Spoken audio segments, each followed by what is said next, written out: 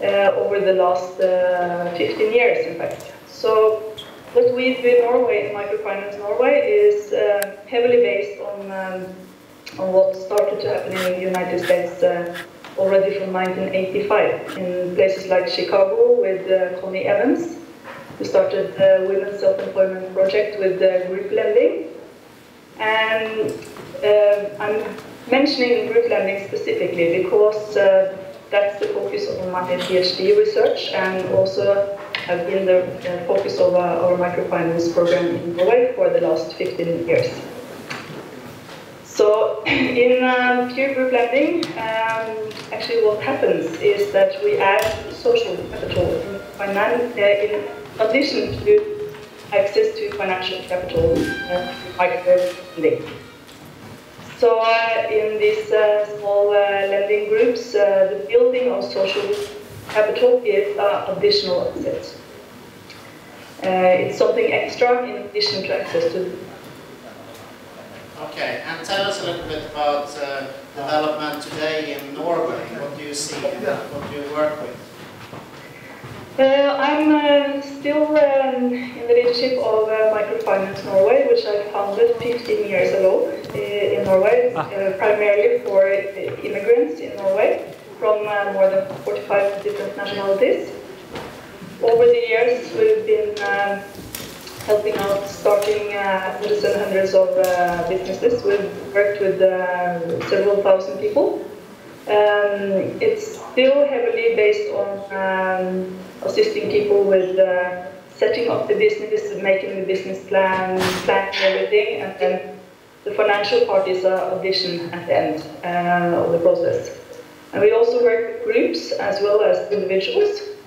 So Microfinance Norway is at the moment in development with new IT systems called Kredinfo. It's IT portal where people can also do online lending. They can evaluate each other's loan proposals in the network groups, and we can do the assessment and so on. So that's using technology to reach more people also. What has been the challenges in the startup period of building this microfinance network? First of all, to create the understanding in Norway for the need of sort of the bottom level of people who don't have access to finance through the banking system. We found that more or less 10% of the population do not have the collateral needed for the access or security of any kind to take loans, especially not starting business. So we have a much greater demand than what we have loan capital. So in my mind, it's a very efficient way of reaching a lot of people who have potential to create jobs instead of just sitting and waiting for jobs, being unemployed. It's also a very important way of using people's skills and experience from their home countries or from Norway. We find that the majority of people start business to be able to use their skills in a better way. They find that it's difficult to get into the labor market, to do at least on the level where they feel they are. And they're highly skilled immigrants, very often with MBAs and so on. So we find that starting a business for them is a good way out of, you can say, dependency and unemployment, or underemployment. Can you give us like an example, like the average borrower? Sure. We work with both women and men. It's been about 50-50 of each throughout the years.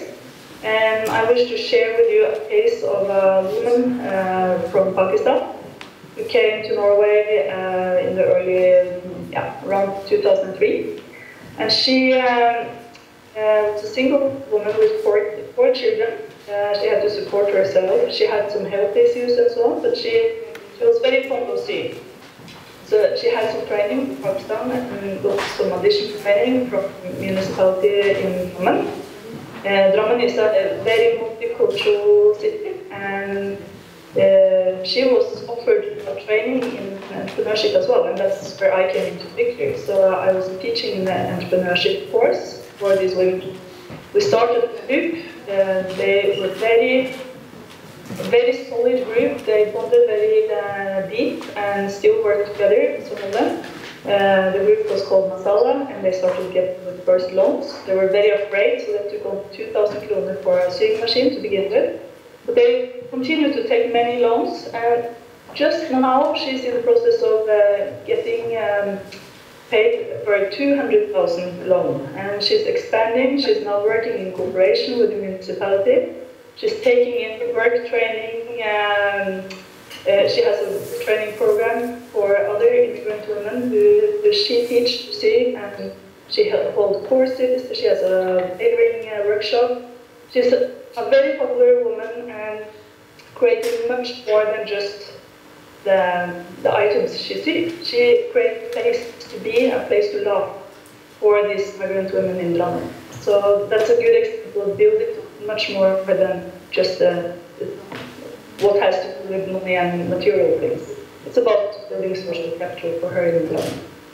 How do you look upon the future of finance, microfinance in the Nordic countries? I understand that something is happening more jointly with the other Nordic countries. Yeah, a lot of things is happening in at the moment between Sweden, Denmark and Norway. We've set up a Nordic microfinance network. With the Microfinance Institute, you have an organization called NIM for immigrant women based in Katrineholm. And they've also started a loan fund called the Microfinance Institute instead. And they are very close partners with us, and together we've applied for funding the Nordplus program of the Nordic Council of Ministers. We've got some funding for preparatory meetings, and we're waiting for the answer for the big proposal for the Nordic network. So we're planning to have a big conference for the European Microfinance Network in Stockholm in June next year. That's for sure. And in addition to that, we'll have the launch of the Nordic Microfinance Network with the conference. So you're all welcome to come and see more what we are doing in the Nordic context.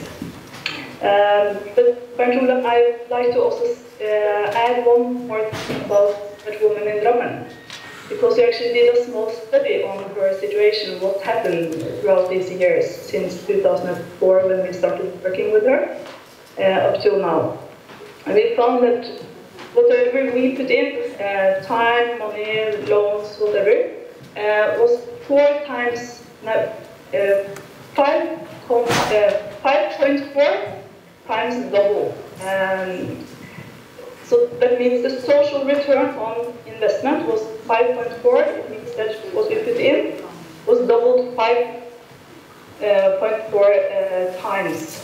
That means the saving of social welfare benefits, whatever she could earn and so on in addition, and the tax payments and so on. So this type of microfinance activity is proving to be a very good integration strategy. It's a good way to get a better living for the individual and also for the communities and societies to save money, in fact. So I just wanted to add that point. So, if someone would like to ask some question about microfinance?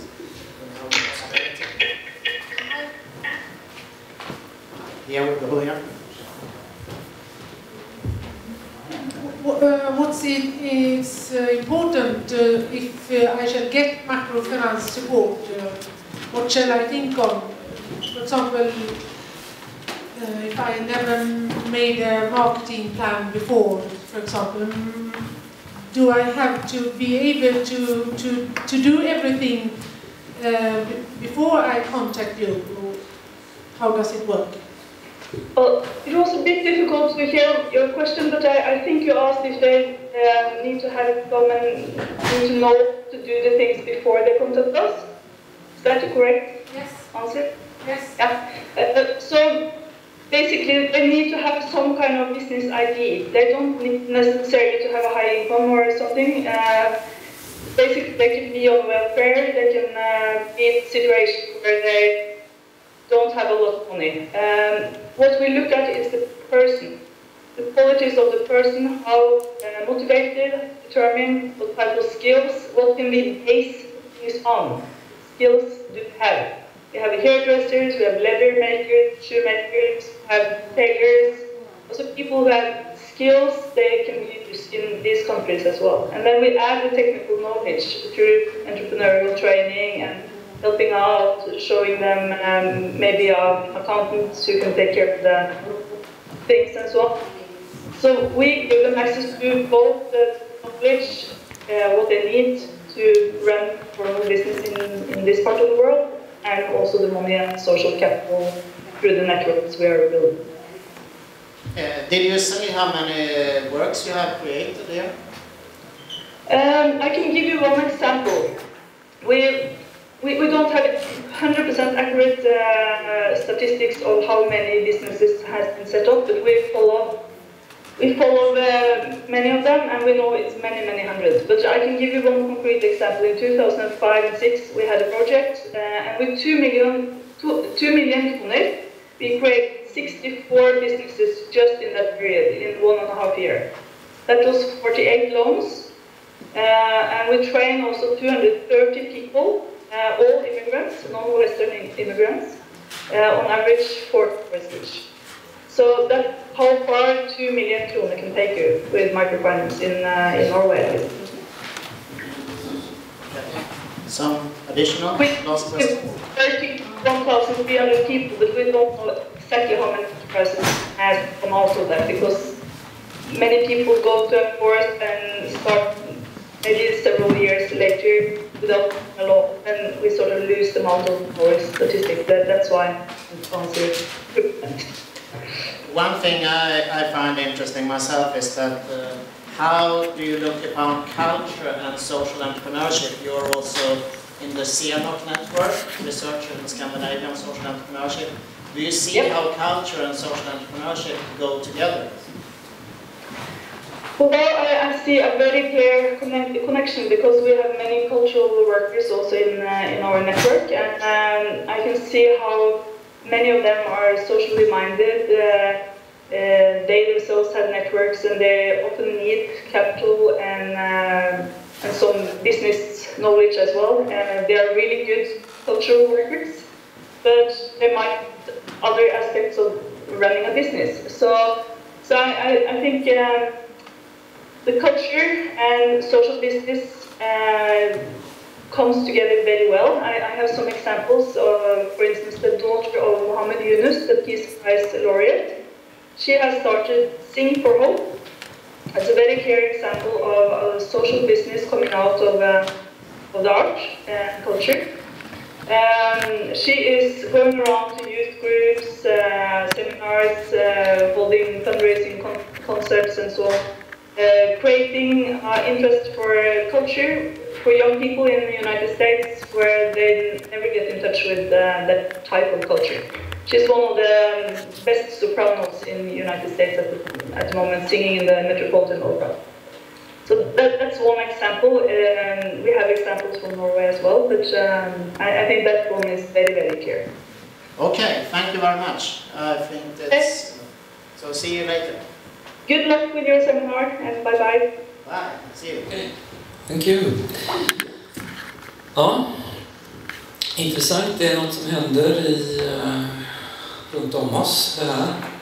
Kontakterna finns. Det är egentligen bara att spinna vidare på dem.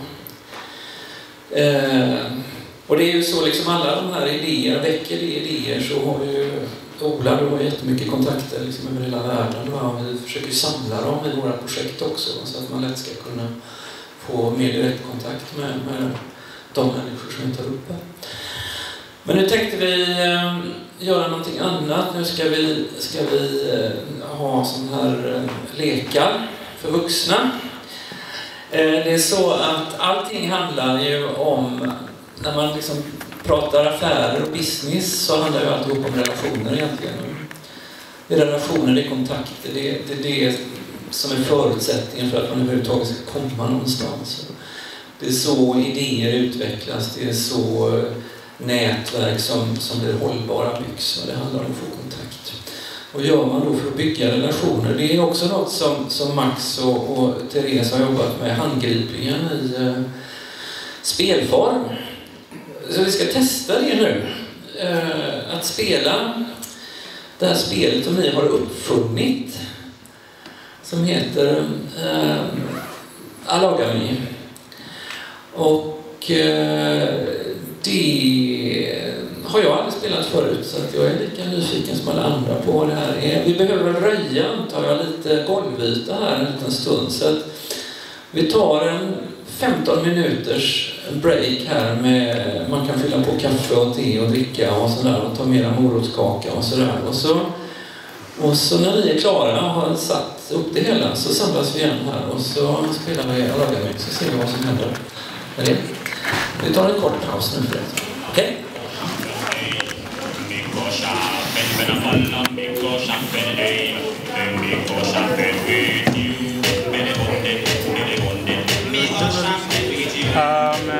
We have websites called Candy Cafe. We are broadcasting what we call media live.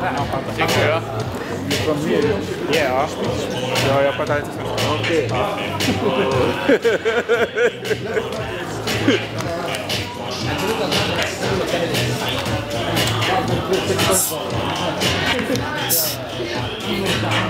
Hello.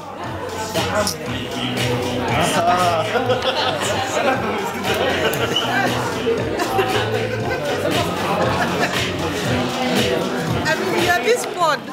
You're this bored. Are you this bored? What can I do? Life is boring, sir.